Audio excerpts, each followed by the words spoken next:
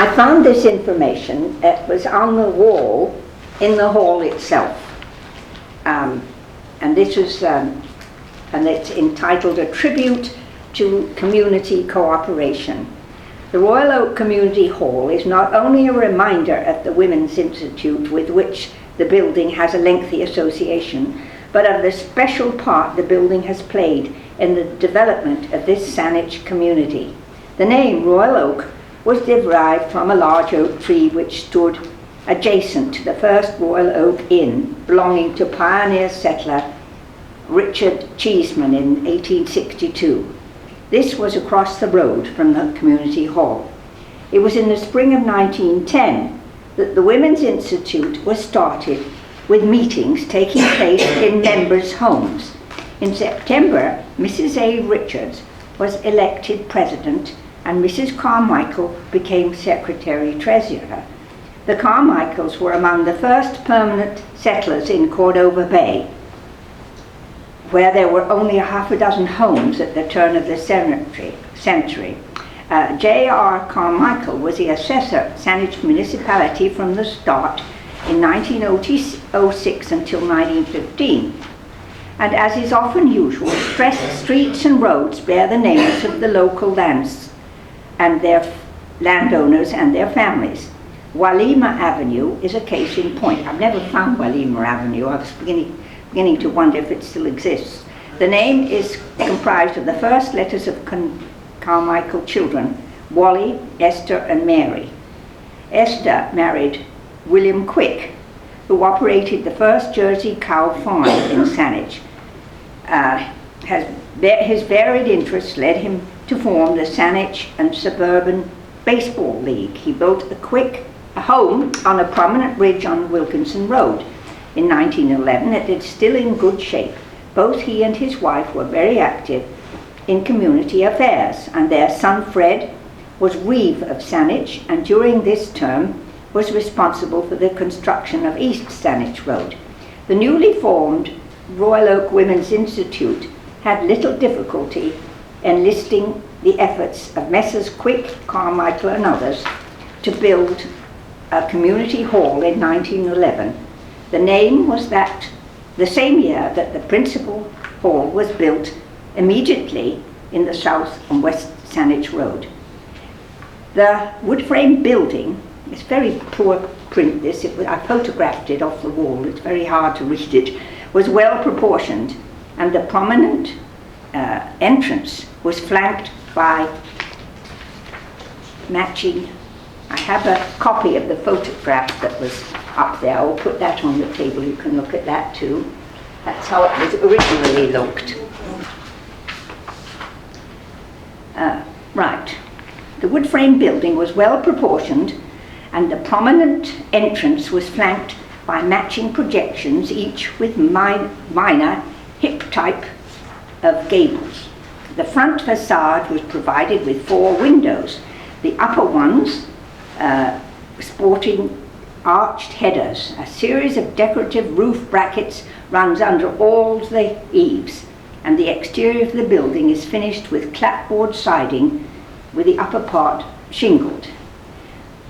With many Royal Oak families donating their time and money to the project, it is no wonder that the community hall has for years been a focal point of the community through numerous meetings, social and sports events. In October 1928, the trustees of the hall sold the building and land to the Institute.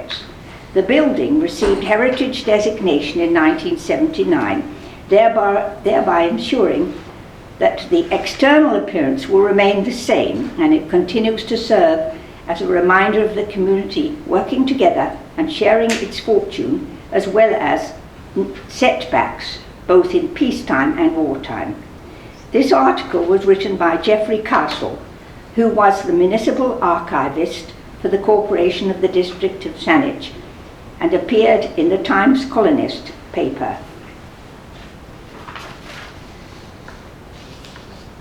So what I've added to that was, thank you for inviting a member of Royal Oak's Women's Institute to come to this meeting.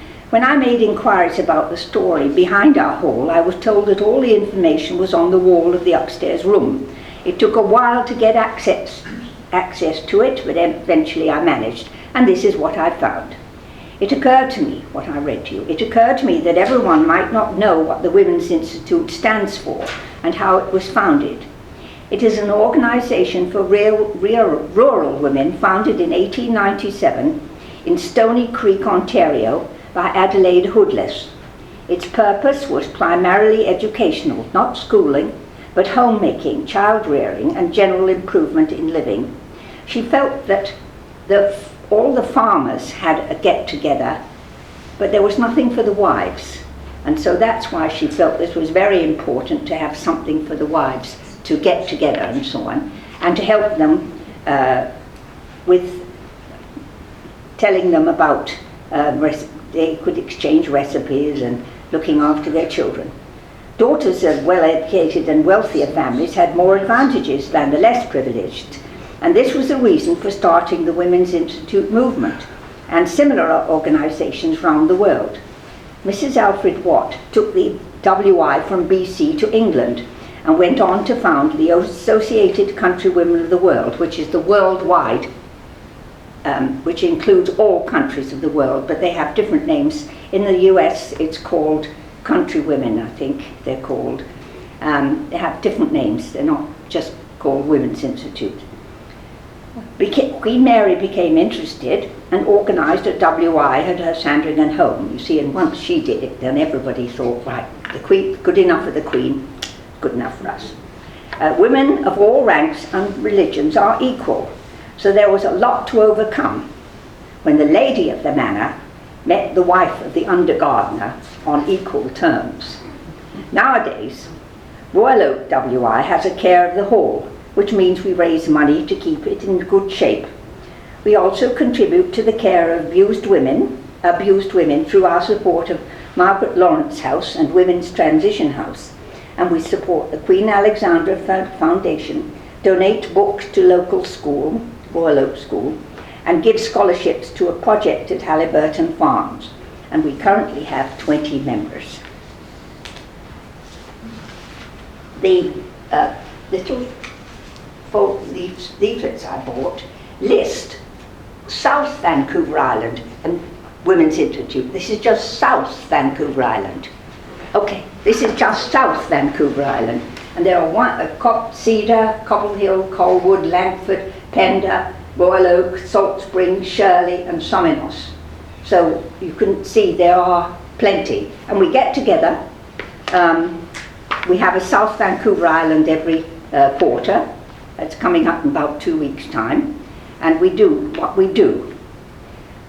Supporting Queen Alexandra Foundation and BC Children's Hospital financially and vocally when needed, make quilts for transition houses, pack shoe boxes for Operation Christmas Child, bursaries given to students entering university or colleges to further their education, support local 4-H clubs with financial donations, provincial resolutions such as opposing things, that are not allowed. So, Into the North project, providing necessities such as clothing, bedding and towels to communities in the territories, and raising money for special projects. So we have a lot of things that we do. We support the families at Transition House, for instance, or Margaret Lawrence House, which is sort of apartments for women who've been abused and have left their husbands and brought their children. And we give them gifts every beginning of the school year. We give them school supplies. We give them a big Christmas collection of gifts, and also we give them food cards for the different stores. And and we make things for, I think the hospital will say, oh, we need some more bibs, and so we have a sewing session and people make bibs for the children in the Queen Alexandra Hospital and so forth. And so there's always things to do. We shrank down to only about 5 or 6 members a few years ago, and then suddenly there was an influx from all the women at the who go to the square dancing clubs. Every evening, this, as you know, I'm sure, the hall is rented out for that. It's rented out for exercise group in the daytime, and other people can use it. We can use it if we want. If we need to have something, a big place, we need it, we can use it for ourselves. And but of course it takes a lot of money to upkeep that hall, because it has to be kept, you know, up to snuff, seeing as it's a heritage place. We can't neglect it at all. So we spend a lot of money keeping it good. We're just having the men's toilets redone right at the moment, and so on. But we've got a lot of the husbands do a lot of the things, as you can imagine, and so we managed to keep it going. But everybody's very keen.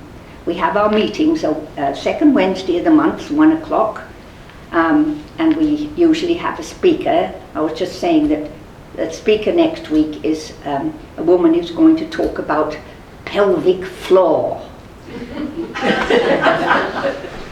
And the last meeting I went to, we had somebody who was talking about essential oils, which is, it sounded all very nice and pretty, and she was a nurse. She said, I'm not making any money out of this, but she was talking about buying these essential oils, so on, which are a cure-all, apparently.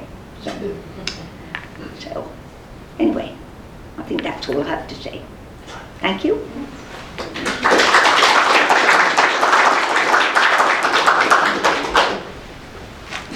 What would you say is your chief fundraiser? Where do you get most of your money? Well, we get, I think, from renting out the hall in the evenings. Yeah. Yes, that's a special section. Yes, so we have sort of women whose special interest is to do various things, and that's one of them. I think there are 2 people involved in the lettings, and they have, we've just had to put all the rents up because, of course, electricity is costing more and so on, and we've had to be very careful about the telephone because people were using the telephone without paying, you know, and you have to pay extra if you use the kitchen.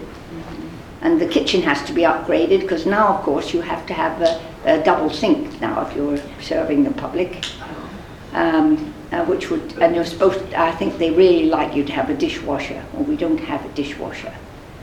So it's a bit complicated. So you can't really open the door and let the public come in. It has to be people who are part of groups because we don't have those things. But, your donations that you get, are they, that you accept, are they new donations, or do you take used clothing and shoes like you were talking about? No, we don't. No, it's new. It's all new? Yes, we donate money, and then somebody goes out and does the shopping and said, okay, this family's got a 4-year-old and a 6-year-old and so on, so and they need new pajamas or so on, you know. Things like that is what happens.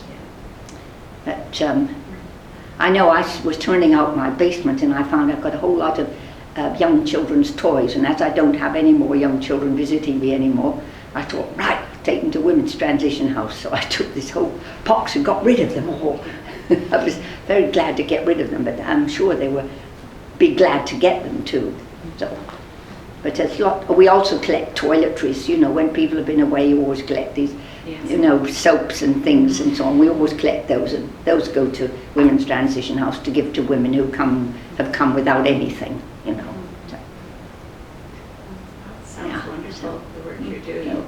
So, well, it's very interesting. My aunt in New York was part of the umbrella organisation, Associated Country Women of the World, and she got my mother involved into this in London. This is where I come from, and my mother went to a couple of the all world meetings, but and I had another aunt who was very involved too in the WI where she lived, and they used to serve teas in the cathedral, which was in the town where they lived. That was what they did to get money.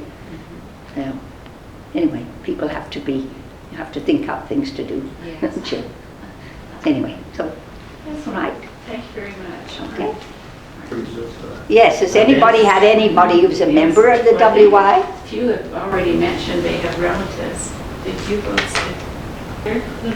My mom was, well, we moved here in 47 from the middle of downtown Saskatoon. So my mother thought she had gone to the end of the earth. Yes. Royal Oak and the Women's Institute was just saved her life. It was just a wonderful connection. Yes. And she was there with Tilly Quick. Yes. Okay. And the right. Abrams and the Hools. Yeah. And just wonderful, wonderful. Yeah. And Bonnie and I had lots of fun. They used to have dances there and all sorts of fun things. Because that name Quick remains now, doesn't it? Yes. Quick's Yes. Bottom, yes. Yes. You know, and you always think people laugh at it, but it's, yeah. My grandmother and mother both were members of the Royal Oak Institute. Oh, good. My first wedding reception was there, and my mom and dad's wedding reception was Oh, wonderful. there. And my grandparents' 50th anniversary reception was there. Oh, wonderful. Yes. Yeah. Yes. I was saying to somebody just now, one of the things we rented out to children's dance classes, but we had to put a stop to the tap dancing because they were wrecking the floor. My sister took tap dancing down Yes. Well, Daryl and I were talking about the teen dances a little while ago. And Oh, yes, yes. I was coming home from one of those dances, it might have been Halloween, but around midnight or so, and I think it was about the only attempt that's ever been made of my life. Walking along not far from Heather's house, and I could have gone on the Pipeline Road, but it was just too dark. So I walked on the West Saanich Road, and there's so few cars around, you'd hear them coming for a long way away. Yeah. And I heard this car coming down the hill from Royal Oak, and he kept getting closer and closer, and I took a look behind me, he was coming right at me, and I was on the other side of the road. So I dove in the ditch, just where Zazul live, you know. Dove in the ditch, and the car just kept going in a straight line. And never saw him again, and took me another 45 minutes to walk home. Get out, yeah. When I got home, everybody had gone to bed, and so next day he said, my mom said, well, how'd the dance go? And I said, well, it was pretty good. Sort of forgot about the attempt of my life. Wasn't much point in talking about it. Yeah, my parents started the teen club down there. It was your parents? Really? Yeah, well, they were the chaperones, were they? Yeah. I remember that, yeah. I was just telling Don that the only help they could get was another gentleman, Mr. Chase, who just lived down the hill from us. And he'd go down and help once in a while, but often on a Friday night, which is when they were held. If Dad wasn't able to go, my mom, who was 4'10", would go down and chaperone this whole dance by herself. But Dad would always stop in at the Saanich police station on his way into town to say that Olive was going to be at the teen dance by herself tonight, so the police made an extra little run around every once in a while. Oh, really? Yeah. That's really. Yes. Well, I think it was quite an important social part. They did that Of our lives. about 5 years. Mom and Dad had it, but they just could not get anybody else in to help them. And then they'd go in Saturday night into town for Teen Town, where Bill and Doris Heller, who's Bill and Doris, they ran that. And Mom and Dad would go in on Saturday night and give them a hand in there. And they did that for, I don't know, 5, 6 years until it got to the point of, you know. Yeah. You were kind of a wuss not walking home on the pipeline. The big end to the dance for me was walking Pat and Pam Bisco home. We'd go Charity pipeline Ben. to their place where they were on Cherryback. I got a kiss years later.